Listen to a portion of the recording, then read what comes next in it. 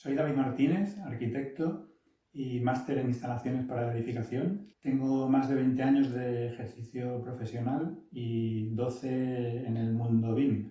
Los últimos 6 como director de la consultoría IBIM, con sede en Valencia, especializada en servicios BIM, entre ellos la formación y la implantación BIM.